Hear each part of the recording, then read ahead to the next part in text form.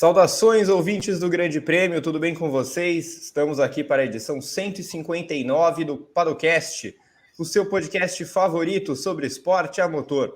Eu sou o Gabriel Curti, comando a nossa gloriosa atração com as presenças de Felipe Leite e JP Nascimento. Na produção, Pedro Prado está de volta no comando. Espero que todos vocês do outro lado estejam muito bem. Antes de tudo, mantendo a nossa tradição, um abraço para os amigos da Central 3, os maiores especialistas do país nos podcasts.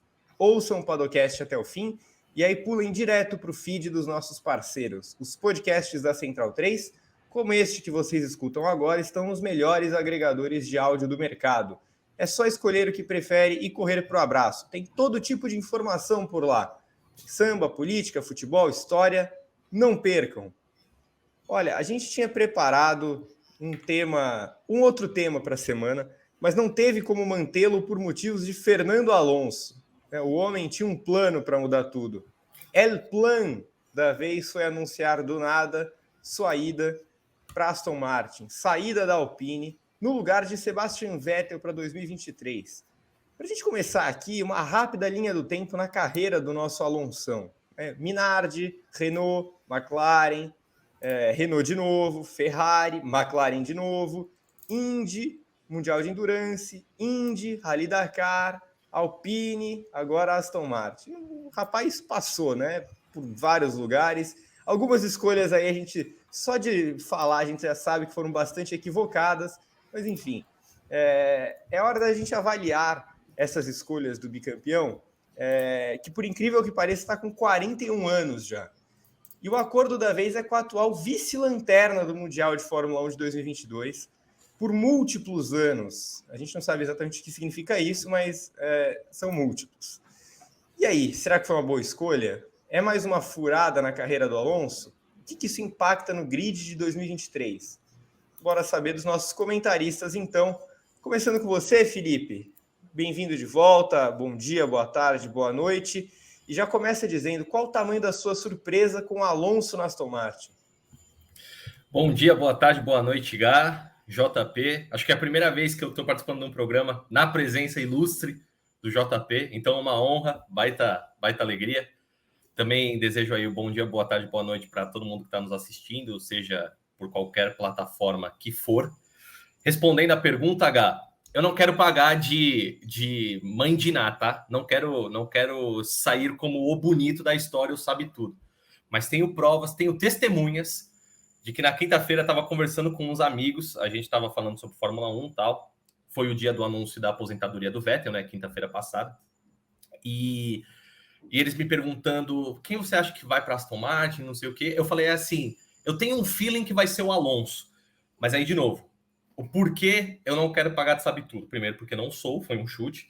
E segundo, porque a minha razão para dizer isso foi baseado numa declaração que tinha saído naquele dia, duas, na verdade, do Alonso falando que ele podia resolver a situação dele com a Alpine em 10 minutos e o chefe da equipe, o Otmar Szafnauer, dizendo que não, peraí, eu não estava aqui quando contrataram o Alonso, o Piastri já está pronto para a Fórmula 1. Então eu pensei, cara, os caras vão dar a bota no Alonso, o Alonso vai para Aston Martin, o Piastri vai vir para a Alpine. A gente vai debater isso ao longo do programa. Parece que não é nada disso, assim, tá? Tá tudo embaralhado nessa situação. Fato é, o Alonso está na Aston Martin. Eu não fiquei propriamente surpreso com a ida dele para o time do Lawrence Stroll. Eu fiquei surpreso do quão rápido tudo foi resolvido. Foi questão, assim, de 5 dias, o Alonso foi de negociando com a Alpine para fechado com a Aston Martin. Então me surpreendeu muito que, assim, 4 dias, 3 dias depois do Vettel ter anunciado a aposentadoria, o primeiro dia das férias de meio de ano da Fórmula 1, a Aston Martin já resolveu o problema da dupla de pilotos para o ano que vem. E como você disse na apresentação, por múltiplos anos, né, Gá? Porque se o Alonso assina um contrato multianual e o outro piloto é filho do dono, então eu imagino que a dupla da Aston Martin não vai mudar por um bom tempo. Então minha surpresa não foi com o anúncio em si, foi com o timing, com quanto tempo durou para as duas partes chegarem num acordo. Lance Stroll está sempre com o contrato expirando, né? A gente acha isso muito divertido, que nunca ele está confirmado para o ano que vem, sempre um suspense muito grande, mexe com a dança das cadeiras. JP, bom dia, boa tarde, boa noite para você, seja bem-vindo de volta ao nosso podcast. E você também achava que o Alonso ia para a Aston Martin ou foi pego mais de surpresa? Bom, bom dia, Gá, Felipe, Pedro também, o pessoal que está acompanhando a gente. Eu tinha pensado nisso também, Fê, que é o primeiro programa que a gente fez. Acho que agora, da nossa equipe, a única pessoa que eu não fiz ainda foi a Luana, né? Então, de resto, a equipe já toda participando. Cara, assim, depois do momento em que o Alonso confirmou a aposentadoria, claro que a gente começa a questionar, né, como que essa dança das cadeiras vai acontecer e tal. E assim, sendo sincero, assim, indo na mesma linha do que o Felipe falou, sem querer pagar de sabichão, mas eu não sabia que ele ia para Aston Martin, acho que ninguém tinha essa informação, mas sabia que era uma das possibilidades. O que mais me chamou a atenção em relação a isso foi, sim, exatamente o que o Felipe falou na fala do chefe da Alpine, o Schaffnauer, né? E aí ele indicou muito a vontade dele, né? Não que seja determinante para o futuro da Alpine, mas ele deixou claro ali que a intenção dele era ter o Piastri na equipe, era realmente fazer o Alonso procurar aí novos rumos. Foi pelo menos a impressão que eu tive, né, me baseando no que ele falou, né? Isso me chamou até mais a atenção do que a própria declaração do Alonso, falando lá sobre os 10 minutos de renovação, que eu confesso que na hora acabei não pegando, né? E depois acabou que ficou um pouco mais claro que, no fundo, ele estava sendo mais irônico ali do que qualquer coisa, né? Então, fui pego de surpresa pelo momento, achei que fosse demorar assim um pouquinho mais, né? Não esperava que isso fosse acontecer agora, mas olhando por outro prisma também, é bom para a própria Alpine, que fica mais tranquila para definir o futuro, que a gente já praticamente sabe qual vai ser, né? Mas, enfim, a Alpine ainda estava nessa conversa, nesse arrasto aí. O Alonso provavelmente, acredito eu que o Alonso queria continuar, mas deve ter percebido que realmente a vontade da Alpine era colocar o Piastri para correr, até porque o Ocon já tem ali apesar de ter, o Ocon tem acho que 25 anos, né? Apesar dele ter, né, não ter uma idade muito elevada, já tem uma bagagem ali na Fórmula 1, já tem certa experiência, já tem a capacidade, né, de ser esse piloto principal da equipe, de ser o cara que comanda ali dentro. Então, pego de surpresa um pouco pelo timing, né, pelo momento, mas sabia que era uma das possibilidades, sim. Muito bem, muito bem. Então, os dois estão preparados para falarem bem dessa decisão do Alonso. Não foram pegos de surpresa totalmente pelo acordo, pela saída do homem. Fê, vamos emendar então com aquela pergunta basicona. É boa a escolha do Alonso de trocar a Alpine pela Aston Martin? Olha, Gá, mais do que boa ou não, eu acho que para o Alonso foi o que deu. Então, assim, olhando no prisma de objetivo do Alonso, do que ele quer permanecer na Fórmula 1 ao longo prazo, o que muito me impressiona, o Alonso tem 41 anos, gente, mas tudo bem. Nesse sentido, sim, foi boa, porque a Alpine não podia oferecer isso que a Aston Martin pode, né? A gente vai falando ao longo do programa, mas a Alpine pode ser que acabe sem os dois à mão, mas o plano sempre foi promover o Piastri eventualmente em 2024, tendo emprestado ele para uma equipe na próxima temporada, para ele ganhar, para ele não ir tão verde. E o Alonso fica até 2023. Depois a gente coloca ele em endurance, enfim, mantendo no programa da Alpine. Esse era o plano da Alpine. Era claro para todo mundo. Não só nas entrelinhas do que o Schaffnauer dizia, mas também nas próprias declarações diretas do diretor executivo da Alpine, que é o Laurent Rossi. Então, isso estava muito claro. Nesse sentido, é boa a ida do Alonso para ele, sim, porque, de novo, a Aston Martin pode oferecer o longo prazo que a Alpine não poderia. Em questão de performance, não é boa. Assim, a gente está em meio a uma nova era técnica da Fórmula 1, novas regras, novo regulamento. Hoje, o carro da Alpine é muito mais preparado, está muito mais perto de conseguir qualquer coisa significativa do que o da Aston Martin. A questão é que a Aston Martin tem um projeto a longo prazo, investiu muito pesado em estrutura, em operações, tirou gente importante de Red Bull, de outras equipes de ponta, né? Aí eu estou pensando no Dan Fallows especificamente, mas tem muito mais gente. Então, assim, a Aston Martin é um projeto. E aí parece até um casamento perfeito, né? O plano com o projeto. É o plano, o projeto e tal. Meio a lá Vanderlei Luxemburgo, assim, um devaneio. Mas eu fico me pensando se pro curto prazo, para o imediato, o Alonso vai ter um carro que permita a ele vencer na Fórmula 1 como ele quer vencer de novo na Fórmula 1. Eu, particularmente, tenho muitas dúvidas disso. Muitas dúvidas disso. A Alpine ganhou corrida no passado, tudo bem, foi mais uma obra do acaso, mas hoje é uma equipe que briga para ser a quarta colocada no Mundial de Construtores com a McLaren. É a quarta colocada no Mundial de Construtores hoje. Então, assim, me parece que é um carro mais pronto para esse novo regulamento técnico da Fórmula 1 até 2026. Então, para resumir, Gá, para já passar a bola para o JP, para o Alonso, sim, foi uma boa. Ele consegue o que ele queria, longo prazo na Fórmula 1. Em questão de performance, não. Ele visivelmente desceu a escadinha da ordem de forças.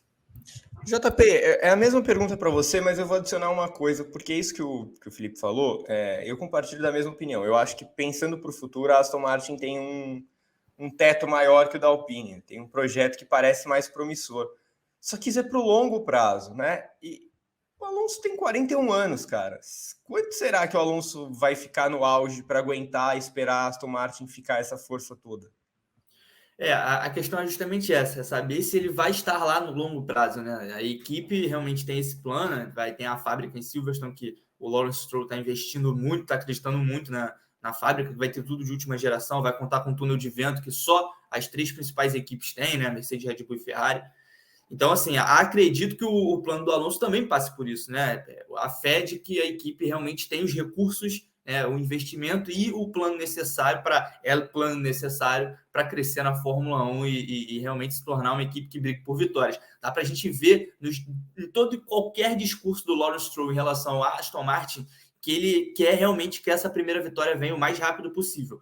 A questão é que a minha opinião vai muito na linha do que o Felipe falou. A Aston Martin, ela tem... A verdade é que desde aquela temporada espetacular da Racing Point, né, que teve até o Sérgio, a despedida magistral do Sérgio Pérez antes de ir para a Red Bull, desde então, a ladeira ela tem sido descendente, né? A Aston Martin não só não tem conseguido melhorar o carro, como tem piorado, né? Até chegar ao ponto de ser a penúltima força do grid de hoje. Então, eu acho que, pensando esportivamente, a curto prazo, realmente não é a melhor das opções, porque é só a gente olhar a capacidade do carro da Aston Martin, o que a equipe tem conseguido fazer, não só esse ano, mas também no ano passado, que, enfim, foi mais um ano fraco, né? Então, acredito que o Alonso tenha fé de que esse projeto deles vá render frutos.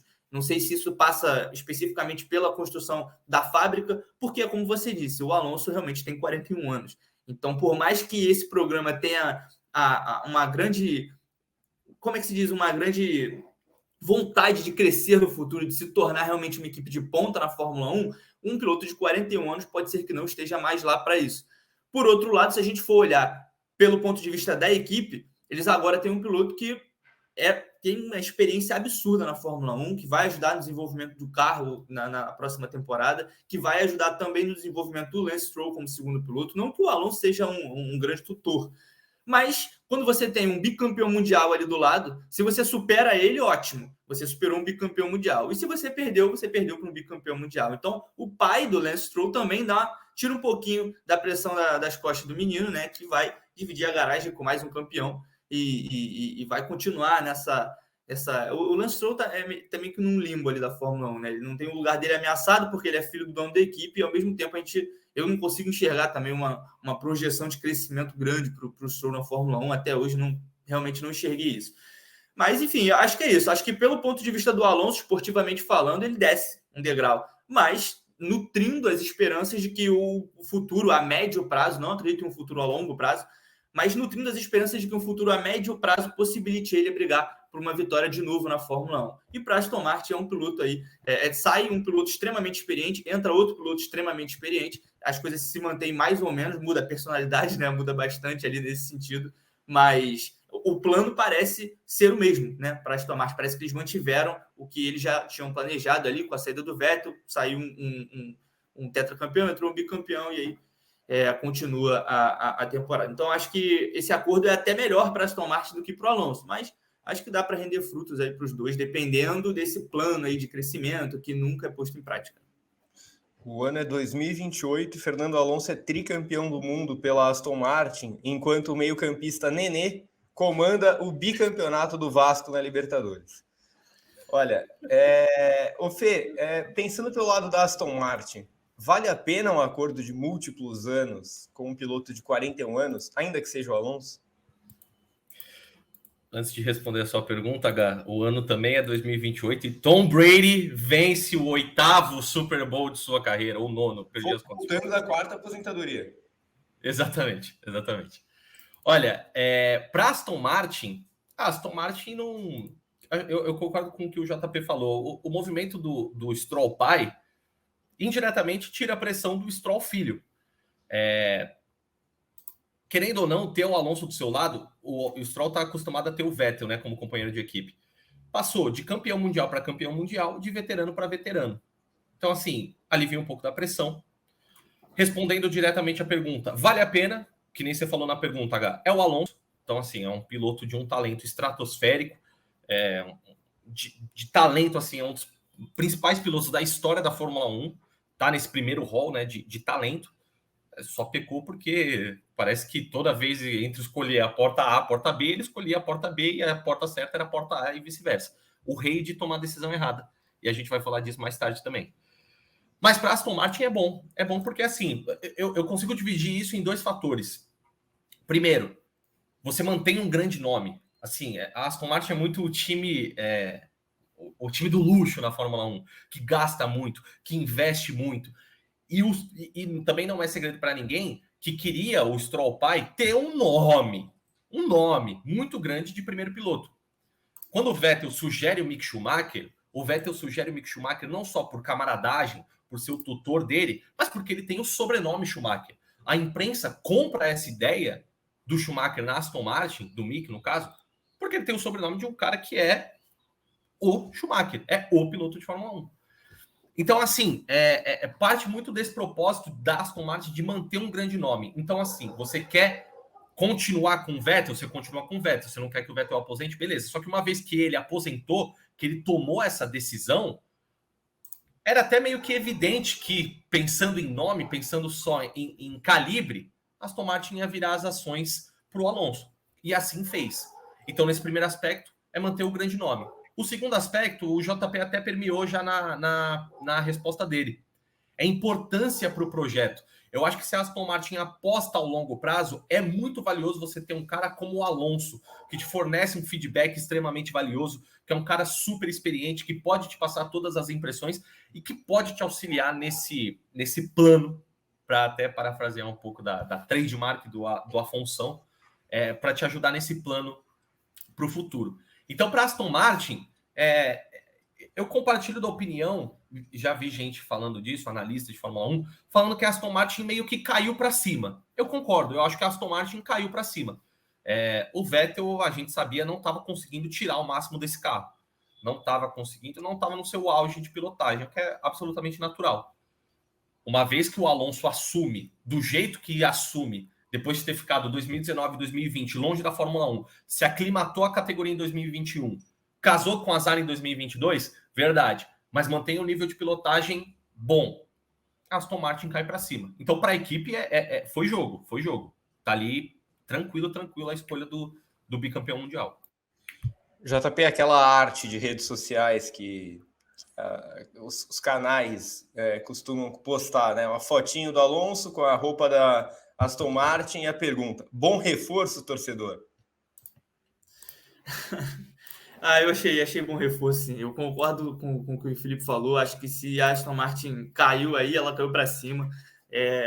O Alonso, ele tem, apesar dos 41 anos, né, o Alonso está com um ritmo bem interessante assim, na temporada da Fórmula 1. Né? Teve um início de temporada bem complicado, um azar forte ali também, recebendo toques de alguns pilotos, sempre com o carro da Alpine também. Em alguns momentos parecia que encostavam nele, o carro desmanchava, né?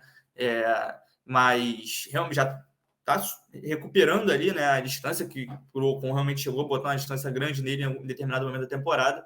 Mas o ritmo do Alonso tem sido bom, tem sido forte, é um piloto que ainda traz resultados, é um piloto que consegue extrair do carro, né, como o Felipe falou também.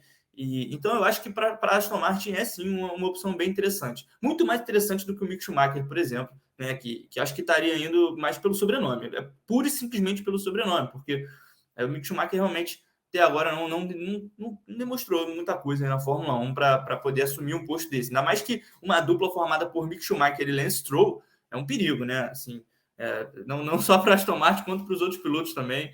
É complicado. Então, eu acho que a Aston Martin foi muito bem na escolha. Como eu disse, acho que para o Alonso também foi uma boa escolha, porque a verdade é que ele não tinha, né, esse espaço na Alpine que ele queria, que é o que seria o plano A dele, ele não tinha, né? Essa que é a verdade. Então, acabou sendo bom para ele também. Acho que é a opção que ele tinha, né? Ele quer continuar na Fórmula 1, ele queria um contrato de mais de um ano, ele queria, né, esses múltiplos anos aí garantidos, então acabou sendo bom para ele. Eu vejo por essa forma. Mas acredito que para Aston Martin seja melhor ainda, porque vão ter um piloto que se encaixa perfeitamente naquilo que eles querem, como um projeto de crescimento na Fórmula 1. Vai ajudar o time a crescer, vai ajudar o piloto, o Lance Stroll, que é praticamente ali um titular inquestionável, né? Eu duvido que o pai demita o filho, eu acho muito difícil isso acontecer, a não ser que o Lance Stroll desista de ser piloto de Fórmula 1, não sei, mas então acho que fica uma dupla de equipe boa, tanto para a equipe quanto para o seu piloto principal, né, que é o Stroll, não tem como a gente fugir disso, e acaba sendo um acordo bom para todas as partes. E esportivamente falando, como a gente já disse aqui, ele vai sim descer um degrau. A gente tem que ver como é que vai ser o desenvolvimento da Aston Martin para o ano que vem, é muito importante isso, mas a gente levar em consideração o que tem acontecido, a Aston Martin tem tido dificuldade sim de dar esse salto, muita dificuldade, né? Tanto que ainda que tenha contratado pessoas experientes de Red Bull, por exemplo, da própria Mercedes, né? Está construindo a fábrica, mas essas polêmicas da Aston Martin de copiar carros de outras equipes, de sempre estar envolvida nessa. Isso é normal na Fórmula 1, todas as equipes olham para os carros e eles pegam, né, características que eles acabam conseguindo adaptar para os próprios carros. Mas eu acho que está sempre envolvido nessas questões de cópia, nessas questões de plágio. Eu acho que isso indica também um pouco de estar um pouco perdido no caminho, né? E eu acho que se precisa de alguma coisa para se reencontrar, para criar uma direção para onde seguir. O Alonso é um ótimo piloto para ajudar nisso. Muito bem, muito bem. O Fê, para a Alpine, qual que é o tamanho do impacto da saída do Alonso? É grande o dano? Dá para substituir? Olha, Gá, nos paddlecasts eu noto que às vezes eu sempre respondo outras perguntas que estão mais tarde no roteiro em perguntas anteriores. Então vou me conter muito para não fazer isso nessa. Muito. Porque essa parte final do dá para substituir é uma parte que muito me instiga. Mas está aqui no roteiro, a gente vai falar mais tarde sobre isso. Respondendo só sobre a Alpine, o impacto é grande. Claro, você perde um talento geracional, ainda que velho, mas é um talento geracional que é o Alonso. Então, é muito difícil de você substituir um cara como esse. A Alpine tem, ou tinha, o plano, né, de alinhar o Piastri, mas pode ser que isso caia por terra. A partir daí, o que você pensa? Você pensa em Daniel Ricciardo? Você pensa em Pierre Gasly? Qual que é o seu plano? De qualquer maneira, mesmo sem saber quem vai ser o piloto, o parceiro do Ocon, já é uma situação difícil porque pega a Alpine totalmente no contrapé. Totalmente no contrapé. Então é muito grande o dano. Porque você não tem um planejamento para a próxima temporada. Você não tem um piloto claro alinhado para 2023. Claro, você vai buscar isso. A Alpine vai buscar isso agora. Só que ainda assim, eu acho que a indefinição de situação, e aí eu falo especificamente do Piastri, e vou destrinchar depois, mas a indefinição da situação do Piastri acho que mexe muito com a saída do Alonso. Você pode estar pensando, tá, mas isso não tem muito a ver com a pergunta, mas eu acho que a gente tem que jogar no contexto, porque assim, você se prepara para um impacto inicial. Eu vou perder o Alonso, mas eu tenho alinhado aqui um cara que passou o carro na Fórmula 3, passou o carro na Fórmula 2. Vou dar um ano para ele e vai ficar tudo bem. Agora talvez você não tenha esse cara, e aí você vai ter que correr para o seu plano C. E aí depois que a gente vê como rolou a negociação de Alonso Alpine, Alonso Aston Martin, você pensa, cara, o plano B da Alpine, na verdade, era manter o Alonso a longo prazo também. E aí depois eles iam desenrolar o Piastri. Então, assim, fica uma situação meio calamitosa nesse sentido. E aí aumenta o impacto da saída dele, entendeu? Porque você não consegue ter o band-aid ali. Você não consegue fazer o que a Aston Martin fez. O Vettel aposentou, beleza, meu piloto para a próxima temporada é esse. Acabou. Então, assim, nesse sentido, o impacto é grande, o dano é grande. Dá para substituir? Dá. Porque, assim, o Alonso, a gente está falando, é o senhor piloto que é o senhor piloto que é. É um cara que dispensa apresentações? Dispensa apresentações. Só que ele tem 41 anos. Fisicamente falando, ele está desafiando totalmente isso que eu vou dizer agora. Só dele estar na Fórmula 1 em 2022. Mas assim, fisicamente falando, é impossível você manter um alto nível de performance por muito mais tempo. Não dá. Você consegue imaginar o Alonso com 50 anos pilotando um carro de Fórmula 1 do jeito que ele pilota? Não dá, gente. E o Alonso faz 50 daqui 9 anos.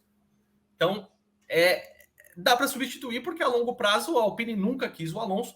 Então, se você já traça um outro plano nesse sentido, você já consegue colocar ele em prática, digamos assim. Você, por um lado, se livra dessa dor de cabeça.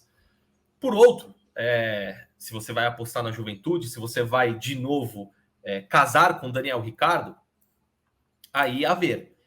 A longo prazo, claro, dá para substituir o Alonso, porque eu não consigo imaginar o Alonso a longo prazo na Fórmula 1. Ele assina com a Aston Martin com esse desejo, vai ficar no grid? Vai ficar no grid. Mas eu fico pensando em que nível de performance ele vai fazer isso. Me controlei para não responder, acabei respondendo um pouco, mas enfim, me perdoem. A gente destrincha mais nas próximas perguntas. O JP, o Felipe falou dessa questão importante que é a idade do Alonso, né? 41 anos, ele é o grande veterano do grid atualmente. Você acha que ele tem lenha para queimar por mais ou menos quanto tempo? Eu sei que isso é um exercício meio que de adivinhação, mas vamos fazer por observação. Você tem acompanhado do Alonso nas pistas, nesse retorno dele, mas quanto tempo você acha que dá para a gente ver o Alonso em alta? Olha, Gai, eu sempre acho que isso tem muito a ver com a forma que o piloto se comporta, não se comporta não no sentido de comportamento, de etiqueta, mas nos hábitos que o piloto tem fora das pistas. Eu acho que isso diz muito, acho que isso acaba afetando muito na longevidade, isso em qualquer esporte, né? Mas muito na Fórmula 1 também, né? Que a gente está percebendo, ainda mais esse ano de 2022, com o porpoise, enfim, uns carros mais rígidos, né, um novo regulamento técnico, a gente está percebendo como que esses carros da Fórmula 1 são exigentes, né, na questão na questão física dos pilotos mesmo, né? A gente viu o Hamilton sofrendo muito. Hamilton é outro, já está aí na parte dos veteranos, bem veteranos, né, da Fórmula 1. Então, é difícil, né, a gente cravar quanto tempo o Alonso ainda tem pela frente, porque é um cara que se cuida, é um cara que está focado em continuar pilotando, é realmente apaixonado pelo automobilismo. A gente viu, até na época que o Alonso deixou a Fórmula 1, dava para perceber que ele não conseguia ficar longe de um carro, né? Foi participar de outras categorias. Então, eu acho que o Alonso ainda tem uma certa linha para queimar, sim.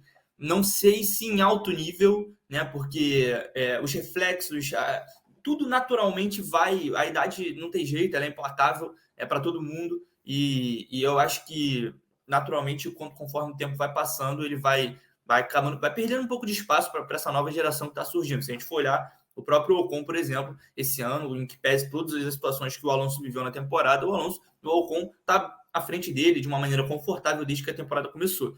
Então, acho que já não é mais aquele Alonso espetacular que a gente acompanhou há muitos anos, mas é um excelente piloto, né? Um ritmo de corrida muito bom, um piloto esperto demais, é muito inteligente durante as corridas. É chato, reclama, mas ele sabe muito de Fórmula 1, realmente é muito rápido, traz um feedback excelente. Então, eu acho que o Alonso ainda tem sim uma certa lenha para queimar. Se eu tivesse que chutar aqui, eu diria que vai até uns 43, 44. Eu acho que ainda rola um Alonso aí na Fórmula 1, se ele quiser, né? E se esse contrato de múltiplos anos realmente for cumprido até o final.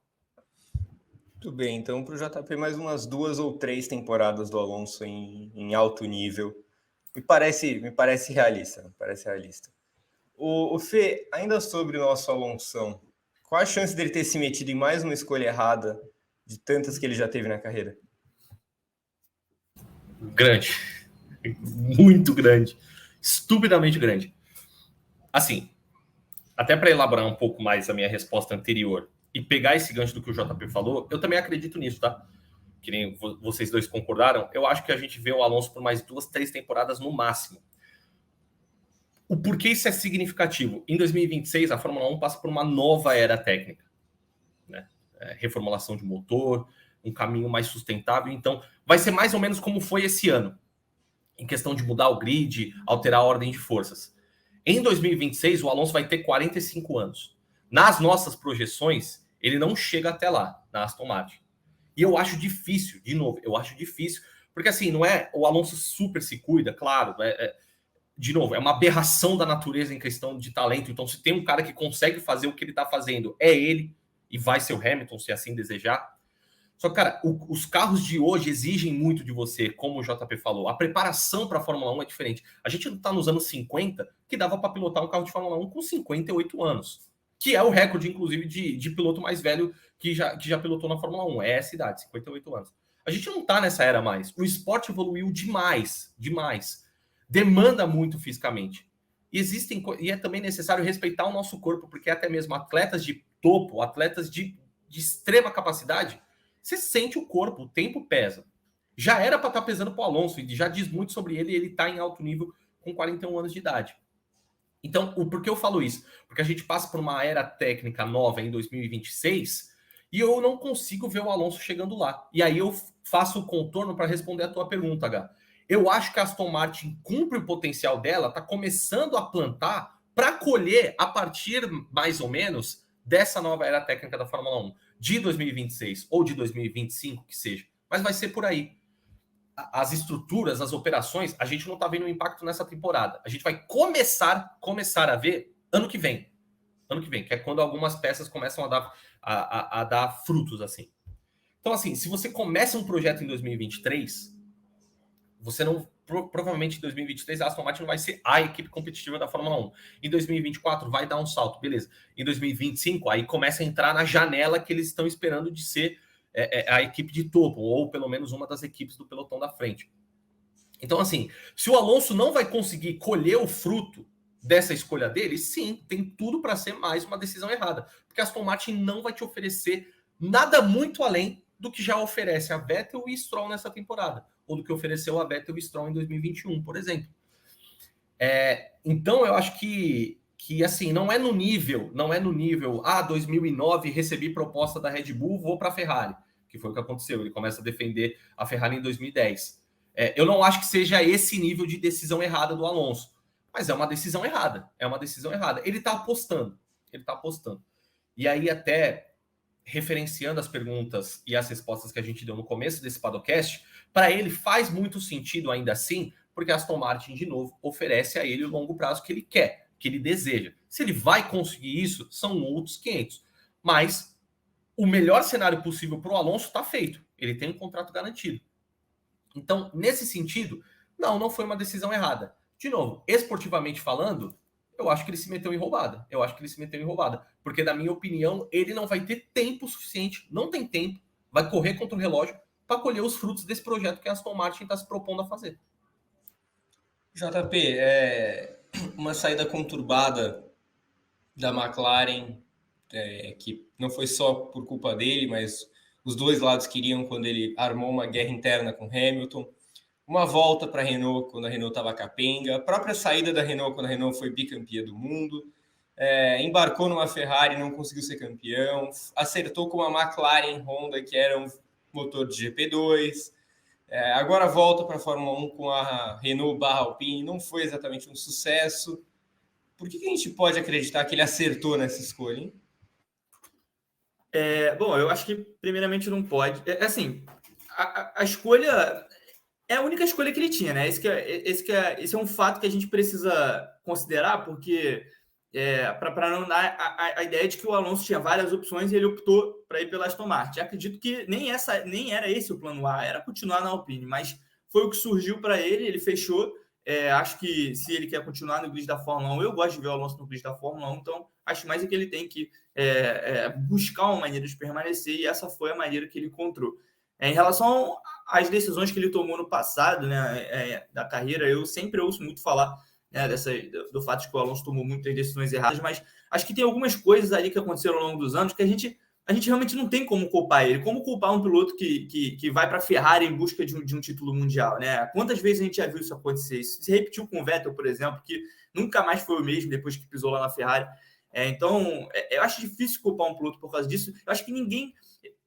Acho que dá para culpar no lance da McLaren. Acho que a McLaren motor Honda dava para a gente ter uma noção de que a Honda ela não tinha ainda o conhecimento necessário sobre a unidade de potência. Chegou atrasada na era híbrida da Fórmula 1. Então, acho que podia ter rolado sim uma avaliação melhor, ciente de que eles não tinham, tanto que a Honda foi ganhar agora, 2021, né? Concluiu aí essa passagem pela Fórmula 1, ganhando no último ano o título com o Max Verstappen. Levou muito tempo para conseguir chegar no ritmo das outras equipes, de alcançar as outras equipes, as outros fornecedores de motor, né? Então, acho que foi como eu disse na minha outra resposta, em termos esportivos, ele vai descer sim alguns degraus, por mais que a gente não saiba como vai ser o carro da AlphaTauri, da Aston Martin no ano que vem. É esperado que continue mais ou menos a mesma coisa, porque a Aston Martin não tem conseguido dar esse salto, mas a esperança do Alonso certamente é de que as coisas mudem a partir do ano que vem. Alguma coisa deve ter sido mostrada para ele na negociação, certamente indicando não uma garantia de sucesso, né? Porque isso é impossível na Fórmula 1, mas indicando os planos da Aston Martin, a ambição que a equipe tem para o futuro. Isso pode ter ajudado muito a também formar a ideia dele em fechar com a equipe. Então, dessa vez, acho que vai ser difícil a gente dizer que ele tomou uma decisão errada, mesmo que ele vá mal, no sentido de ter um carro que anda no fundo do grid, porque era a única opção que ele tinha. Então, acho difícil. Dessa vez, é uma situação um pouco diferente das outras. Já é um piloto experiente, já é um piloto com mais de 40 anos. Não tem como a gente fingir que o Alonso tem o mesmo mercado que ele tinha antes na Fórmula 1, porque não tem, né? O Alonso tinha a vaga na Alpine e o Alonso tinha essa oportunidade de ir para a Aston Martin. Então, abraçou a oportunidade que surgiu da maneira que ele queria, que era esse contrato de mais de um ano, e acho que dessa vez não tem como a gente culpar ele por ter tomado a decisão errada. Ele tomou a decisão que ele podia tomar. A outra seria sair da Fórmula 1, né? Que é uma coisa que ele claramente não quer. Fê, te agrada a dupla Stroll-Alonso? Não. Não, nem um pouco. Não é pelo Alonso. Não é pelo Alonso. Cara, o Stroll é um negócio bizarro, assim. Eu não vou negar para você que nos ouve, pro Gá, pro JP, pro PP que tá aí na produção. Eu não vou negar que, assim, eu não sou fã de Lance Stroll. Mesmo quando a gente falava, e com justiça, no começo da temporada, Mick Schumacher tá tendo uma temporada ruim, obviamente era verdade, ninguém briga com os fatos, né? O Mick Schumacher tá tendo uma temporada ruim, não sei o quê. Eu não conseguia ver a temporada do Mick pior do que a do Stroll. Nunca consegui. O Stroll é um piloto que não te oferece absolutamente nada hoje. Eu tenho essa opinião. E CC, por favor, estejam livres para discordar. A gente vê aquela pole dele na Turquia em 2020, pô, sensacional, foi uma história muito bacana. Justiça seja feita. Não é um piloto tão tenebroso assim em ritmo de corrida, não é o que o Stroll é nível Latifi, não é isso, não estou falando isso, mas o Stroll não te oferece nada. O Stroll não é um piloto, e já se mostrou que não é um piloto capaz de brigar por muita coisa na Fórmula 1, não é capaz de brigar por muita coisa na Fórmula 1. Então, assim, eu particularmente eu não gosto, e aí eu acho que talvez adiciona um pouco de irritação, os sinos da igreja de novo, adiciona um pouco de irritação. Porque é o fato, e aí, indubitavelmente, que, não é que ele é um piloto pagante, é que ele é o piloto filho do dono, entendeu? Então esse cara não vai sair nunca, e eu acho que isso, no telespectador, na telespectadora média de Fórmula 1, cara, isso te irrita. Você vai falar, mano, esse cara é ruim e ele não vai sair do grid. Por quê? Porque o pai dele é o dono do negócio. Então, assim, no cenário... Assim, ó, juro pra vocês, se o Hamilton vira e fala... Ano que vem, em 2023, eu quero ser piloto da Aston Martin Aramco Cognoscente F1, eu quero pilotar a Red Bull verde. O Stroll não vai contratar. Por quê? Você vai mandar teu filho embora? O Alonso assinou múltiplos anos. Não, eu vou rasgar o contrato do Alonso aqui. Cara, que absurdo isso. Então, assim, para parar de dar volta, eu não gosto da dupla porque o Stroll é a âncora dessa dupla. O Alonso não. O Alonso, com certeza... Se teve dia que o Alonso virou e falou: o dia que eu for segundo piloto de uma equipe, eu me aposento. Então fica tranquilo, na Aston Martin não vai aposentar, porque ele, em performance, nunca vai ser o segundo piloto da Aston Martin, a não ser que na terceira temporada dele na equipe, com 44 anos, realmente a questão física caia um abismo. Aí tudo bem, eu acho que aí o Stroll pode levar a melhor com relação ao Alonso. Se não tem como. O Alonso vai ser o primeiro piloto de desempenho dessa equipe. Não tenho a menor dúvida disso. Enfim, é isso. Acho que a resposta tá dada, cara. Não gosto da dupla e não é por causa do Alonso. E aí, JP, você compartilha da opinião de que mesmo que a dupla fosse Stroll e Chororó, Stroll e LeBron James, Stroll e Neymar, seriam péssimas duplas também? Eu confesso que eu fiquei bem feliz agora com a fala do Felipe, porque eu concordo em gênero, número e grau. Eu não consigo entender. Assim, eu entendo porque a gente sabe como as coisas funcionam na Fórmula 1, mas é muito louco você olhar para a principal, para a maior categoria do automobilismo e você perceber que tem um piloto ali no grid que ele está ali porque o pai dele é o chefe. Isso para mim é muito. Eu assisto a Fórmula 1 há muitos anos. Isso para mim, eu nunca vou conseguir me acostumar com isso. Nunca. Foi exatamente o que o Felipe falou. Pode ter um piloto genial, pronto para assumir a vaga ali. Não, eu quero, o sonho da minha vida é pilotar pela Aston Martin. É defender as cores verdes da Aston Martin. E o Lawrence Stroll não vai contratar o cara, porque ele já tem contrato com o Alonso e o Stroll, o filho dele, não sai de jeito nenhum. Então eu não gosto dessa dupla de equipe. Eu gosto muito do Alonso. Já falei aqui em alguns programas que o Alonso foi meu primeiro ídolo assim, no automobilismo. Quando eu era menor, eu era muito, muito, muito fã do Alonso, muita coisa mesmo. Então, assim, por mim, quanto mais tempo de Alonso na Fórmula 1, ótimo. E o Stroll, ele tem exatamente a situação inversa, né? Eu gostaria que quanto menos tempo de Stroll na Fórmula 1, melhor, porque é como o Felipe disse, eu não acho realmente que o Stroll seja um piloto, um desastre de piloto, uma coisa que... Não acho, assim, o Latifi, eu vejo o Latifi e eu penso, cara, não tem condições desse cara estar na Fórmula 1, sabe? É uma coisa muito abaixo, muito bizarra. Apesar desse treino ali que a gente viu, né, que a gente teve agora na Hungria, foi uma coisa... Enfim, não tem nem o que dizer sobre isso, né? Mas realmente não é um piloto, ele é desastroso, ele não consegue... Mas foi exatamente perfeito o que o Felipe falou. Ele não agrega. Ele agrega em quê? Qual é a característica que você olha para o Stroll e você fala, ele é bom nisso? Não, ele chama atenção nisso. Não tem, simplesmente não tem. É um piloto que em ritmo de classificação é muito fraco.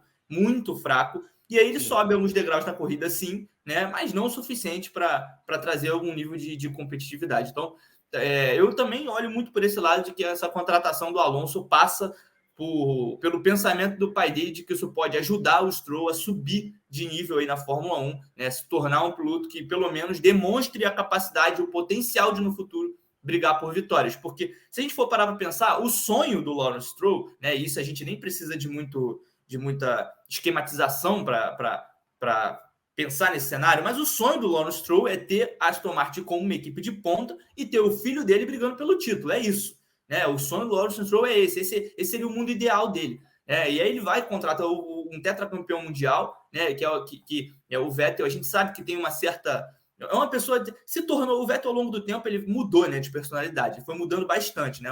Era extremamente mimado, reclamava muito. Eu lembro muito do Vettel que nada podia acontecer na pista que ele reclamava, principalmente naquela fase terrível que ele teve na Ferrari, que o Vettel passava mais tempo falando pelo rádio do que fazendo alguma coisa efetiva na pista, né? Mas aí, de uns tempos para cá, essa versão Vettel, principalmente essa versão Aston Martin, é um Vettel um pouco mais paz e amor, um Vettel mais paciente. Acho que essa relação dele com o Stroll, a intenção do Lawrence era ajudar, né? E a melhorar o ritmo do filho. Não só... É claro que ele contrata um piloto querendo resultados para a equipe, né? Mas a gente não tem como fingir que um pai que banca o filho dele ali e não tira de maneira nenhuma, ele não vai querer que ele suba o nível e que ele se torne esse pilar da equipe que ele sempre sonhou. Então, ele troca, né? O Vettel sai, entra um novo campeão. Acho que a ideia, nesse sentido, é a mesma, ajudar o Lance a melhorar, a subir de nível. Acho que isso não vai acontecer, porque o Alonso é um bicampeão mundial, é um ótimo piloto, experiente, monstruoso, mas não faz milagre. Então, não gosto da dupla de equipe, vou pela mesma linha do Felipe, não é por causa do Alonso. Acho que o Stroll, enfim, acho que não tem espaço ali, né? Ele tá ali porque ele é filho do Lawrence, e é isso. E enquanto ele for filho do Lawrence, ele vai continuar ali.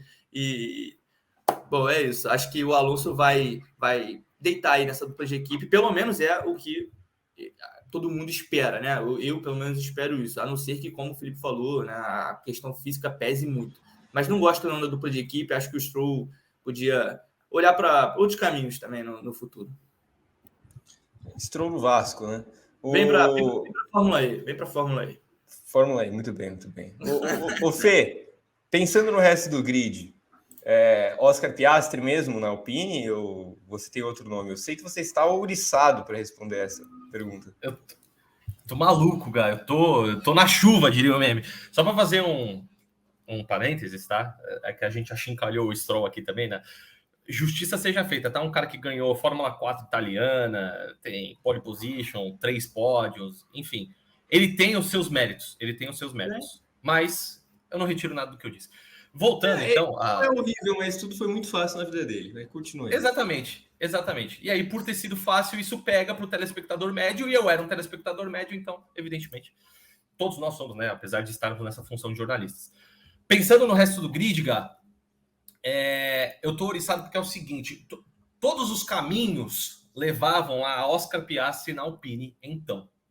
E assim que sai o anúncio do Alonso na Aston Martin, eu já vi gente, eu também era um deles, falando assim, bom, é questão de tempo, talvez hoje, inclusive, a Alpine anuncie o Piastri.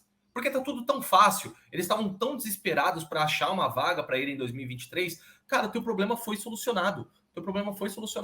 Nesse sentido, né? Essa dor de cabeça foi resolvida.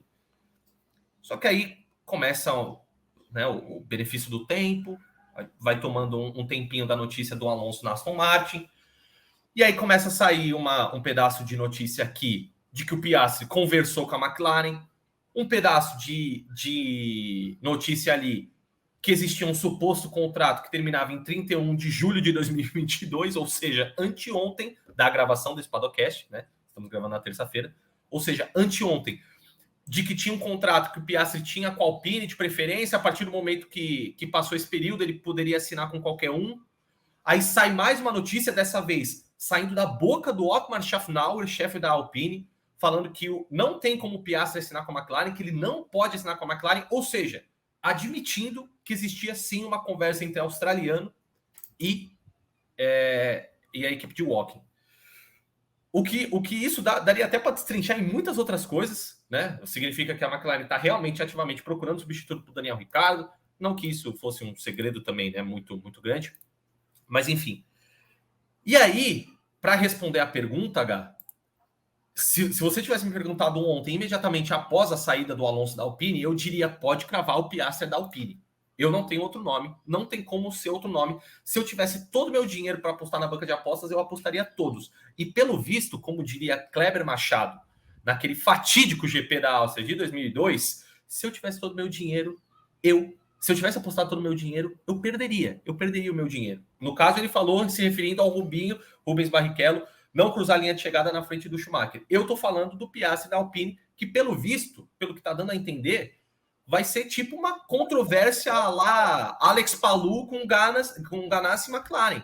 Parece que vai ser a mesma coisa, porque o Piastri tá no meio se viu agora no meio de um litígio, falou com a McLaren, aparentemente quer ir para a McLaren, só que a Alpine não vai deixar, a Alpine vai querer forçar o contrato. Então, assim, por isso que quando eu respondo a pergunta do impacto da saída do Alonso, eu acho que a gente tem que levar em consideração o que aconteceu depois do anúncio. Não é só o impacto pela saída técnica, é o impacto pela situação também. E aí o que você faz? Se você vê sem o Alonso, sem o Piastri, eu vou para Daniel Ricciardo? É esse o nome? E aí, respondendo a pergunta, cara, parece que essa é a saída, porque se eu não tenho o Piastri, significa que ele foi para a McLaren. Se ele foi para a McLaren, significa que o Ricciardo está livre. Então, é o que me resta, é o que resta. Eu quero, só para até entregar para o JP, eu sinto que a Alpine tem aquele ditado, né? Que você tem a faca e o queijo na mão.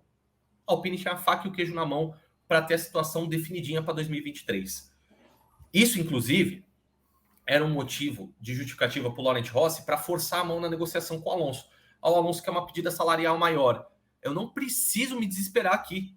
Se ele quiser, o meu plano, que é um contrato até 2023 e depois endurance, depois vai fortalecer o meu programa de carro esportivo, beleza. Ele não quer, eu tenho um moleque aqui, pronto para ir para a vaga dele. Por isso que a Alpine estava tão confiante em forçar a mão do Alonso. Só que aí você pode se ver sem o bicampeão mundial, que foi para Aston Martin, deu a bota em você, tchau, tchau, e sem o substituto dele, que está conversando com a McLaren.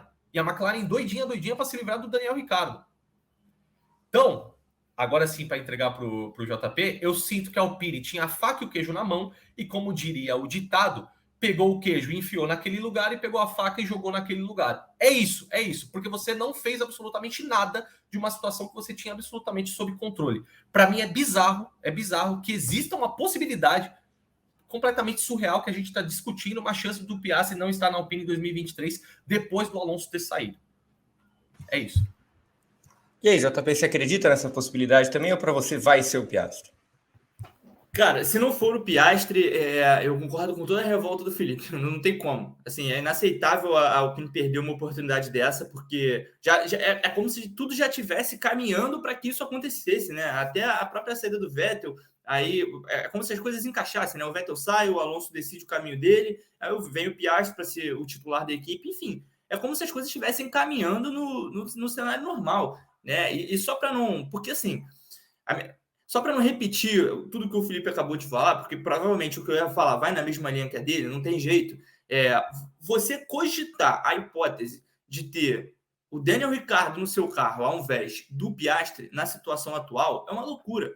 É uma loucura, porque você tem a incógnita, que é o Piastri, porque o Piastri é uma incógnita, é um excelente piloto, né, está mostrando muito potencial, mas ele é uma incógnita, ele nunca pilotou na Fórmula 1, a gente tem que ver, a adaptação à Fórmula 1 é uma das coisas mais complicadas que existe, então a gente tem a noção de que realmente é um piloto que promete muito, mas a gente tem que ver ele na pista, isso é importante, ver na pista, né, então ele representa esse lado, né, da incógnita, e aí você tem o Daniel Ricciardo, que representa a certeza de você ter um rendimento muito ruim, né? Porque o Daniel Ricciardo tem sido isso. Não tem o que dizer. O Ricciardo está mal demais. A gente não pode se reduzir ao argumento de que ele está mal porque ele está na McLaren. Isso não é um argumento válido, não tem como essa questão de adaptação, isso já passou, sinceramente, não tem mais o que dizer em relação a isso. Ou realmente o carro é construído de uma maneira em que ele não tem a capacidade de se adaptar, em que o estilo de pilotagem dele simplesmente não se adapta ao carro, e ponto, não vai mudar, né? A não ser que construa um carro para o Daniel Ricciardo, ou realmente ele está vivendo um inferno astral na questão da carreira ali, e enfim, o desempenho baixou demais. Baixou demais, né? Não é mais o Daniel Ricciardo que a gente conhecia. O Daniel Ricciardo, se a gente for olhar para as corridas, para o início e para o final, ele anda para trás. É uma coisa inacreditável. O Norris sempre extraindo o máximo do carro.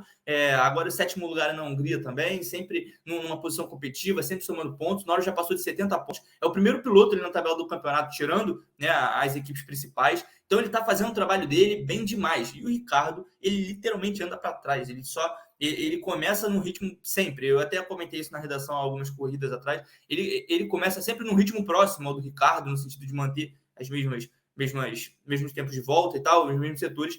E aí, conforme a corrida vai se desenrolando, ele vai ficando muito para trás de uma maneira progressiva mesmo.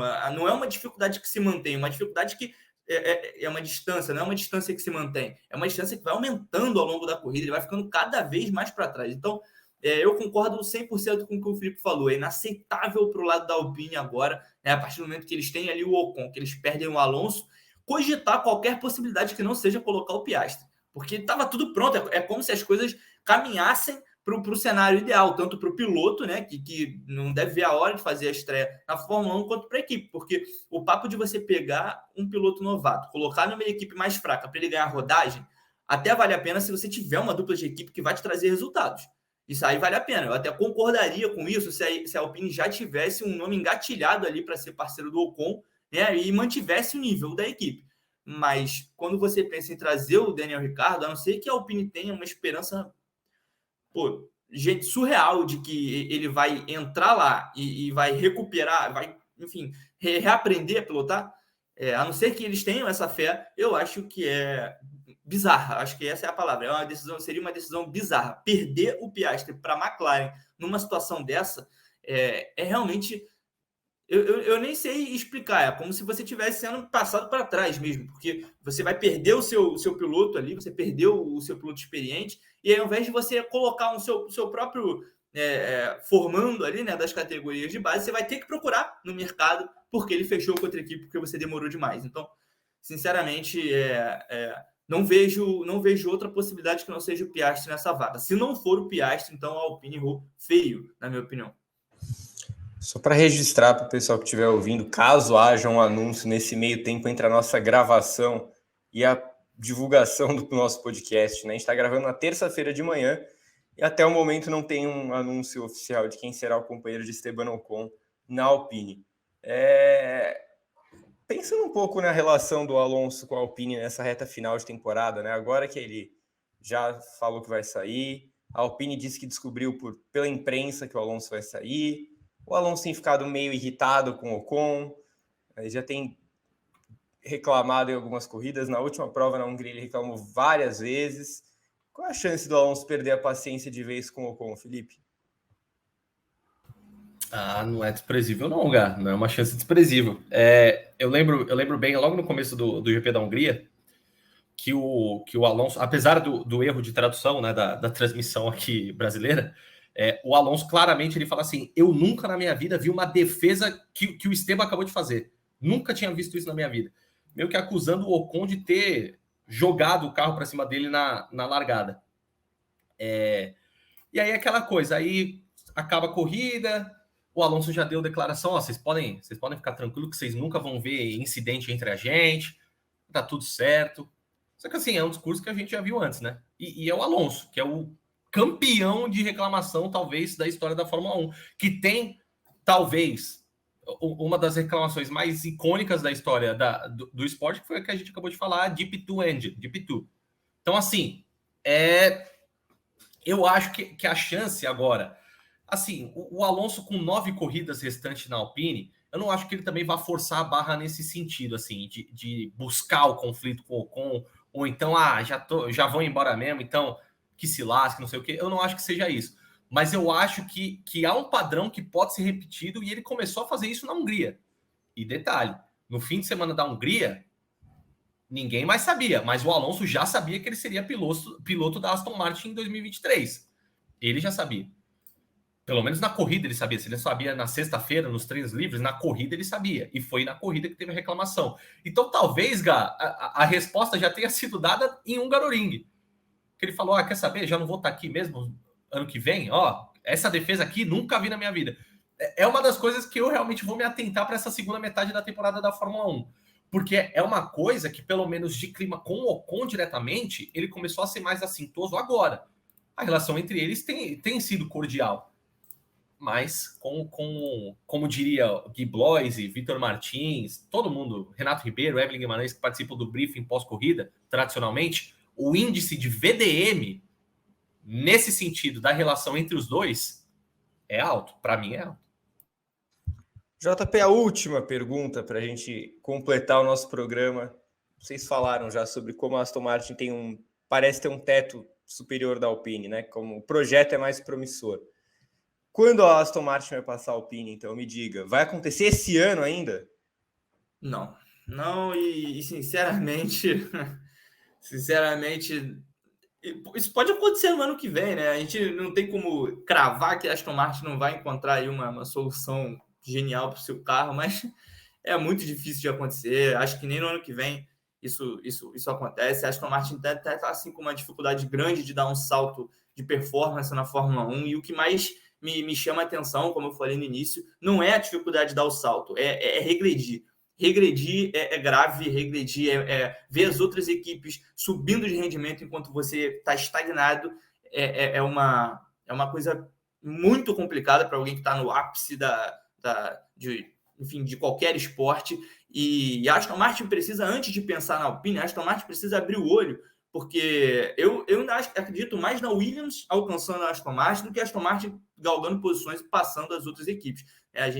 As pessoas acham que elas esquecem que a Williams ela não é mais a Williams quebrada dos últimos anos, não é a Williams que precisava do dinheiro do Latifi, é a Williams do Dorilton Capital, que, enfim, já vai ter uma estrutura financeira completamente diferente do que a gente viu nos últimos anos e capacidade de bater de frente com equipes como a Aston Martin, por exemplo. Por que não? Então, eu não vejo a curto prazo a Aston Martin se equiparando à Alpine, mas vamos ver até que ponto essa chegada do Alonso ajuda também a equipe na própria melhoria do carro no ano que vem, né? Não estou nem falando mais de 2022. Eu queria só pegar uma caroninha na pergunta passada que o Fê respondeu, e que eu pensei muito nisso na hora que o Alonso definiu essa saída aí para Aston Martin, que é o encontro deles dois na pista. Porque eu não tenho a menor dúvida de que vai ser extremamente explosivo, e vai ser muito, porque o Ocon não dá brecha. O Ocon realmente é um piloto que ele não estou falando que ele é sujo, nada disso, mas é um piloto duro, é um piloto que disputa a posição de forma. Essa reclamação do Alonso, por exemplo, na largada do GP da Hungria, o Ocon fecha ele, sim, espreme ele sim do lado direito da pista, e aí quando o Alonso sai em direção ao lado esquerdo, o Ocon move o carro para o lado esquerdo também, ele não dá opções para o Alonso. Então, o sangue subiu ali naquele momento, o sangue esquentou, a reclamação veio e eles vão se encontrar na pista. Isso aí é uma certeza que eu tenho para o ano que vem. Eles vão se encontrar na pista, porque nenhum dos dois vai querer aliviar, né? E eles já deu para perceber que são dois pilotos que... o Ocon a gente sabe que é pavio curto, a gente sabe que é um piloto que se estressa, né, ali dentro, e o Alonso dispensa comentários, né? Muito bem, muito bem. Olha só, a Fórmula 1 entrou de férias e só volta daqui a pouco mais de 3 semanas com o GP da Bélgica. Como sempre, vocês continuem, por favor, acompanhando o noticiário do Grande Prêmio, a GPTV, a nossa programação de vídeo continua sem parar. E no seu agregador favorito de podcast, os melhores programas do GP também estarão por lá. Quando tem Fórmula 1, tem muitas edições do Briefing sexta, sábado e antes e depois da corrida no domingo. Siga também o GP2, nosso segundo canal no YouTube, com vídeos e análises sempre rolando por lá. Agradeço ao Felipe, ao JP, ao Pedro Prado, aos amigos da Central 3, Gil e a mim. Um beijo para todos vocês e até mais.